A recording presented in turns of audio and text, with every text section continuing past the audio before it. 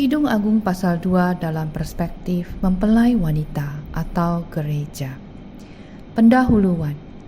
Pada pasal 1 dikisahkan bagaimana mempelai wanita memiliki kerinduan untuk dapat lepas dari tekanan yang dialaminya dan mengikuti jejak kawanan domba milik mempelai pria untuk bisa bertemu dengannya. Hati sang mempelai wanita kini dipenuhi dengan kebaikan mempelai pria yang tidak mengutamakan fisik dan kondisi mempelai wanita. Pasal 2 ini menceritakan perjalanan mempelai wanita yang kini memiliki hasrat untuk semakin dekat dengan mempelai pria. Menghadapi berbagai hal yang harus dibersihkan sesuai dengan arahan sang mempelai pria. Pasal 2 ayat 1. Mempelai wanita. Bunga mawar dari Sharon aku, bunga bakung di lembah-lembah. Mawar Sharon adalah ungkapan Alkitabiah, meskipun identitas tanaman yang dimaksud tidak jelas dan masih diperdebatkan di kalangan sarjana Alkitabiah. Ada suatu kebiasaan untuk menghargai tanaman berbunga yang berbeda-beda di berbagai belahan dunia dengan sebutan mawar. Namun, nama ini tidak mengacu pada bunga mawar yang sebenarnya. Kata mawar memang sering digunakan dalam berbagai puisi dan lirik pada zaman itu sebagai pengganti kata bunga. Ya, suatu perasaan pujian akan timbul ketika melihat di suatu lembah tumbuh sebuah bunga yang indah. Foto di atas merupakan contoh mawar Sharon yang dikenal di Amerika. Gadis sulam atau mempelai wanita membandingkan dirinya dengan bunga liar yang sederhana di lembah-lembah. Karena ia tidak terbiasa dengan segala kemewahan yang ada di Yerusalem. Sharon adalah dataran di pesisir, di bagian selatan Gunung Karmel. Menurut Franz Delitzsch, seorang penafsir kitab Kidung Agung, Raja Salomo membuat Kidung Agung ini untuk seorang gadis sulam. Gadis sulam adalah seorang gadis desa yang sederhana. Salomo tertarik pada kecantikan dan ketulusan gadis sulam. Hal ini selain membuat Salomo melepaskan praktek poligaminya, juga membuat Salomo mengenal ide pernikahan yang mula-mula dicatat dalam Kejadian 2 ayat 33 dan seterusnya sebagai sebuah pengalaman nyata. Kidung Agung pasal 2 ayat 1 dimulai dengan perkataan mempelai wanita yang memandang dirinya sebagai bunga sederhana di tengah-tengah lembah dunia yang kelam. Oleh karena sudah mendengarkan pandangan mempelai pria mengenai dirinya, pandangan terhadap diri sendiri pun berubah. Jika tadinya mempelai wanita dalam pasal 1 melihat keburukan dirinya, tapi karena sang mempelai pria tidak melihat itu, namun melihat ketulusan mempelai wanita yang seperti merpati, cantik, maka terjadi perubahan terhadap gambar diri mempelai wanita menjadi lebih positif. Jadi, ketika kita melihat lebih teliti, maka mawar Sharon adalah cara mempelai wanita memandang dirinya. Nah, sesungguhnya bagaimanakah mempelai pria memandang sang mempelai wanita? Mari kita lihat di ayat berikutnya. Pasal 2 ayat 2. Seperti bunga bakung di antara duri-duri, demikianlah manisku di antara gadis-gadis, kata mempelai pria. Ya, sang mempelai pria kembali mengangkat kepercayaan diri mempelai wanita dengan mengatakan bahwa mempelai wanita adalah bunga bakung di antara duri-duri. Bunga bakung adalah bunga yang cantik, besar, berwarna-warni, dan wangi. Di mata mempelai pria, gadis lain jangankan bunga, tapi hanyalah sekumpulan duri-duri. Kekasih Tuhan, terkadang kita menganggap bahwa Tuhan Yesus mengasihi semua orang. Siapakah kita ini? Tapi sesungguhnya Tuhan Yesus sang mempelai pria selalu mengasihi setiap orang secara personal. Iya, betul bahwa Tuhan Yesus mengasihi semua orang. Namun Tuhan Yesus mengasihi kamu secara pribadi. Bukanlah kebetulan kamu menjadi kekasih Tuhan dan membaca buku ini, bukan? Jadikanlah kasih Tuhan secara personal. Yakinlah bahwa ketika Tuhan memandangmu, Dia hanya memandang kamu, tidak yang lain. Ketika Tuhan memandang kamu, hanya padamu, maka Roh Tuhan akan masuk dan berinteraksi secara personal kepadamu. Pasal 2 ayat 3. Mempelai wanita. Seperti pohon apel di antara pohon-pohon di hutan, demikianlah kekasihku atau my beloved di antara teruna-teruna. Di bawah naungannya aku ingin duduk. Buahnya manis bagi langit-langitku. Ketika mempelai wanita mendengar bahwa mempelai pria memuji dan tidak mengindahkan yang lain, bahwa yang lain hanyalah duri, ini membangkitkan keinginan mempelai wanita untuk betul-betul duduk diam di bawah naungan mempelai pria yang digambarkan seperti pohon apel. Kekasih Tuhan dapat memandang Tuhan Yesus sebagai tempat naungan yang teduh yang memberikan buah manis dalam hidup. Kasih sayang Tuhan Yesus sanggup membuat kita duduk diam, menikmati perlindungan dan penyediaannya di tengah dunia yang bagaikan hutan belantara ini. Kekasih Tuhan memiliki hati yang tertuju kepada Tuhan Yesus. Tidak ada Allah lain atau idola lain. Tuhan Yesus adalah satu-satunya tempat perlindungan dan penyediaan bagi kita. Nahum 1 ayat 7. Tuhan itu baik. Ia adalah tempat pengungsian pada waktu kesusahan. Ia mengenal orang-orang yang berlindung kepadanya. Pasal 2 ayat 4. Mempelai wanita. Telah dibawanya aku ke rumah pesta, dan panjinya di atasku adalah cinta. Bayangkan sepasang kekasih menghadiri suatu pesta perjamuan. Orang lain yang melihat sang wanita dapat mengetahui betapa besar kasih dari sang pria kepadanya dari apa yang mereka lihat pada mempelai wanita. Tuhan membawa kita kekasihnya ke tempat yang bahagia dan sukacita, penuh dengan penyediaan yang berlimpah. Panjinya di atasku adalah cinta.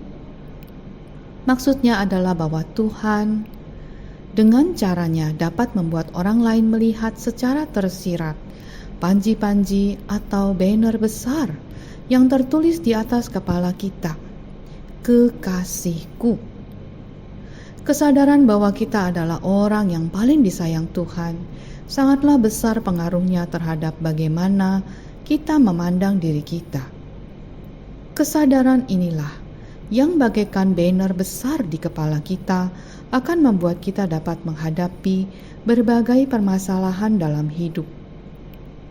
Kita bisa percaya bahwa Tuhan tidak pernah meninggalkan atau membiarkan kita. Dia berjalan bersama dengan kita. Apakah Tuhan mengasihi aku? Ya, pertanyaan ini sering ditembakkan oleh si jahat untuk meragukan kasih Tuhan kepada kita secara pribadi. Ketika panah itu menyerang pikiran kita, lawanlah dengan firman Tuhan sebagai pedang roh dan perkatakan dengan mulut kita. Ucapkan bahwa kita adalah kekasih Tuhan. Aku adalah kesayangannya Tuhan Yesus. Tuhan Yesus telah mati bagiku sebagai tanda kasih terbesar bagiku. Panjinya di atasku adalah cinta.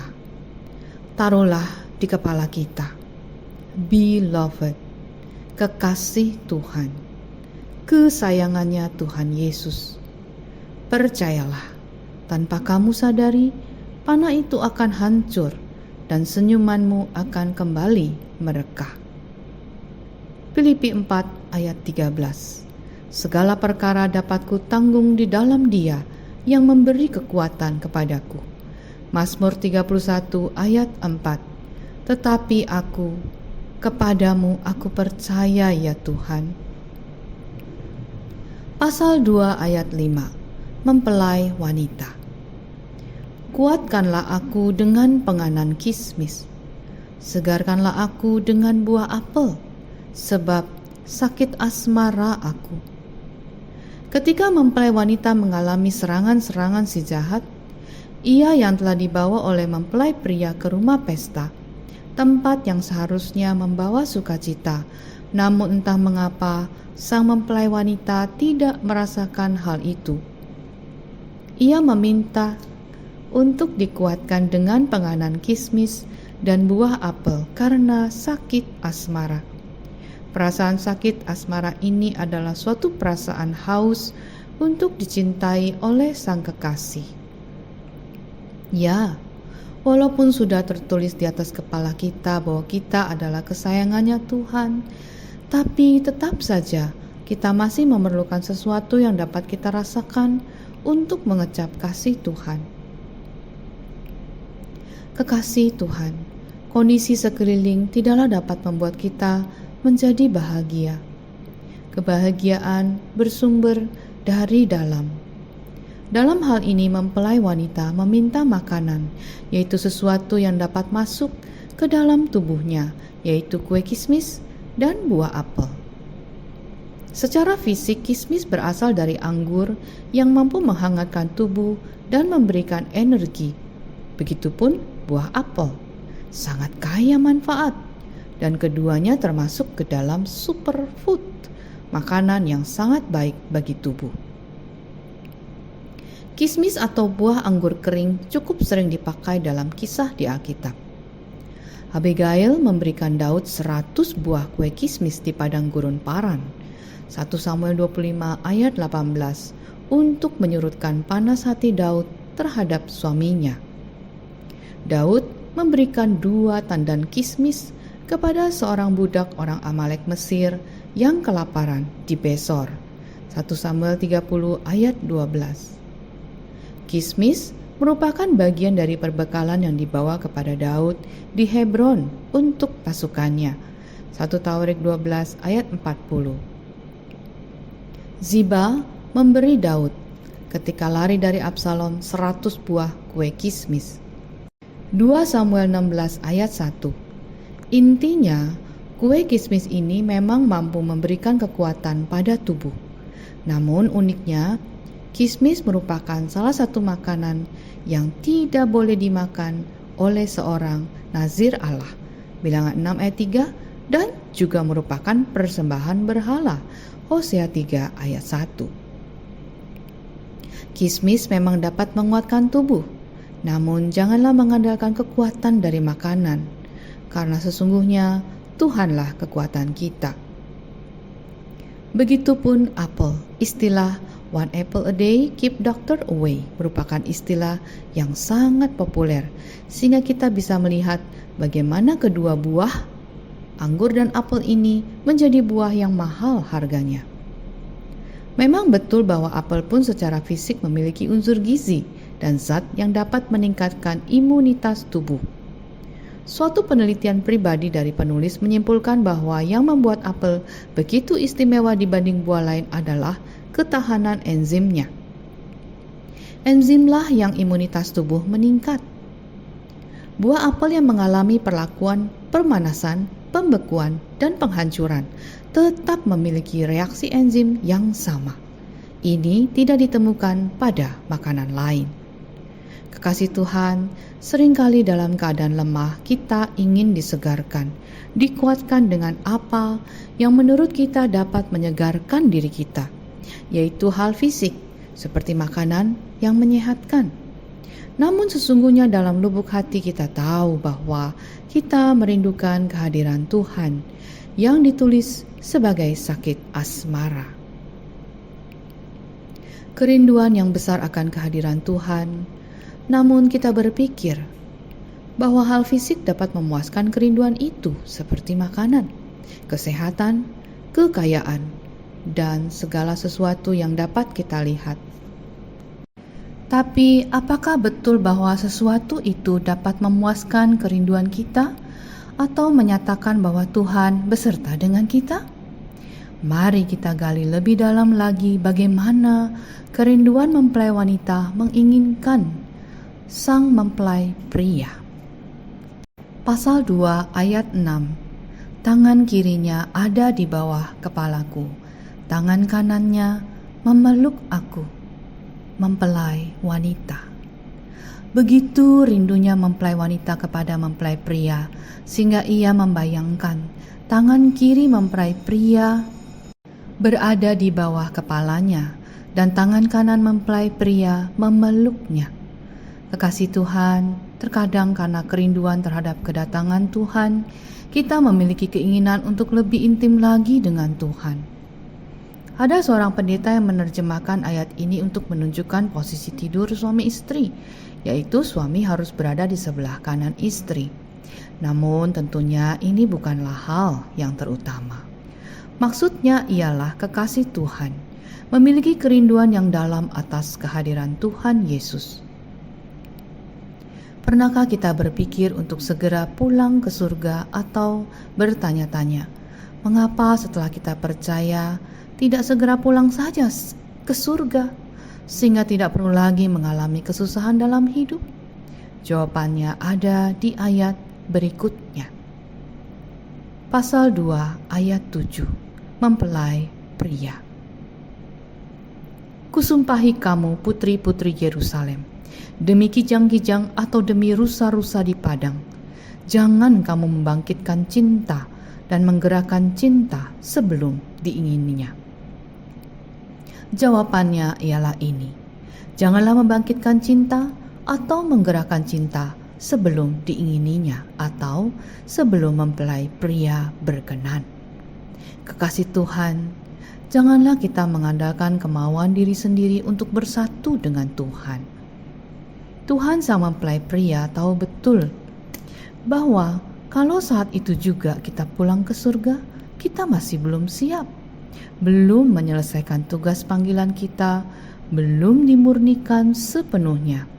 Masih banyak yang harus dibersihkan dari diri kita, terutama cara kita berpikir, kebiasaan-kebiasaan lama kita yang masih belum dewasa secara roh.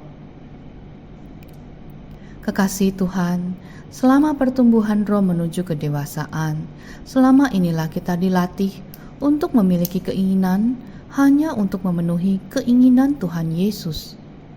Mau dengan ketaatan yang rendah hati dan rela mengikuti pimpinan Roh Kudus yang Tuhan taruh di dalam kita ketika kita percaya. Tentu saja ayat ini juga berlaku secara fisik, terutama bagi pasangan yang belum menikah. Janganlah tidur bersama, karena akan selalu besar risiko yang ditanggung, baik secara fisik maupun roh. Iya, tanggung jawab. Kesiapan menerima tanggung jawab adalah tanda kedewasaan seorang mempelai wanita. Ajaibnya, ini tidak bisa dinilai oleh diri sendiri. Hanya Tuhan yang dapat melihat kesiapan seseorang untuk menerima tanggung jawab dari Tuhan. Bersatu dengan Tuhan secara roh, seirama dengan Tuhan Yesus, sang mempelai pria. Di ayat berikutnya kita akan melihat bagaimana Tuhan datang berbicara kepada mempelai wanita. Pasal 2 ayat 8 sampai 9. Dengarlah, kekasihku, lihatlah, ia datang, melompat-lompat di atas gunung-gunung, meloncat-loncat di atas bukit-bukit. Kekasihku serupa kijang atau anak rusa. Lihatlah, ia berdiri di balik dinding kita, sambil menengok-nengok melalui tingkat-tingkat dan melihat dari kisi-kisi. Begitu kata mempelai wanita. Mempelai wanita akhirnya bisa mendengar dan melihat kekasihnya datang. Mempelai wanita melihat bagaimana mempelai pria begitu cepat dan lincah melewati gunung-gunung dan bukit-bukit dan akhirnya sampai di dekat mempelai wanita. Setelah dekat, namun masih di luar, sang mempelai pria berusaha untuk mencari mempelai wanita dari balik jendela atau tingkap-tingkap. Akhirnya dengan segala kerinduan yang menyala-nyala, kekasih Tuhan yang haus akan kehadiran Tuhan akan terus mencari Tuhan segenap hati, mulai dapat merasakan kehadiran Tuhan dalam hidupnya. Sebagai kekasih Tuhan, kita juga menghadapi berbagai macam masalah, sama seperti yang dialami mempelai wanita di pasal 1 dan 2 ini.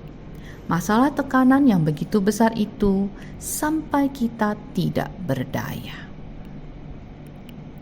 Tuhan Yesus yang kita percaya, tempat kita selalu berseru dan mengadu, akan datang sampai batas akhir kita menyerah untuk menyelesaikan masalah kita dengan cara kita sendiri atau mengandalkan kekuatan kita atau sekitar kita. Sesungguhnya ketika kita menyerah, maka kita baru dapat melihat tangan Tuhan turun untuk mengatasi masalah kita ini. Ketika kita angkat tangan, maka Tuhan yang turun tangan. Perkataan ini betul adanya. Pada tahap ini, mempelai wanita dapat melihat bagaimana Tuhan menyelesaikan masalah yang seperti gunung-gunung dan bukit-bukit yang begitu membuat kita letih lesu. Tuhan Yesus pernah berkata, "Sesungguhnya, sekiranya kamu mempunyai iman sebesar biji sesawi saja, kamu dapat berkata kepada gunung ini, pindah dari tempat ini ke sana, maka gunung ini akan pindah, dan takkan ada yang mustahil bagimu."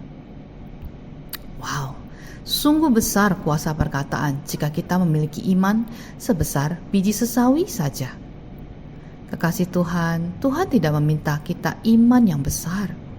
Iman yang kecil pun memiliki kuasa besar, karena kuasa itu sesungguhnya ada di dalam mulut kita. Firman itu di mulut kita. Ucapkanlah, dan firman itu sanggup untuk mengerjakan kuasanya, bukan kuasa kita. Aku melayangkan mataku ke gunung-gunung.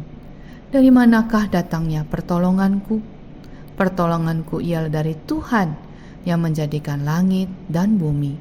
Mazmur 121 ayat 1 sampai 2. Kembali kepada kisah mempelai wanita, yaitu kita ini.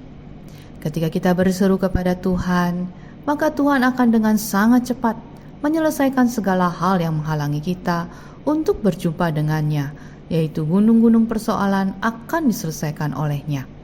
Kita akan takjub menyaksikan kehebatan Tuhan mengatasi masalah kita. Pada akhirnya, masalah yang sudah diselesaikan oleh Tuhan akan menjadi kesaksian dalam hidup kita untuk disaksikan kepada sekitar kita tentang kebaikan dan kedahsyatan Tuhan Yesus. Tetapi Tuhan belum selesai.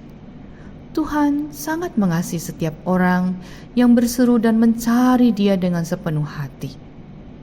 Kekasih Tuhan akan terus melihat bagaimana Tuhan menyelesaikan masalah dan memberikan kemenangan-kemenangan seumur hidupnya.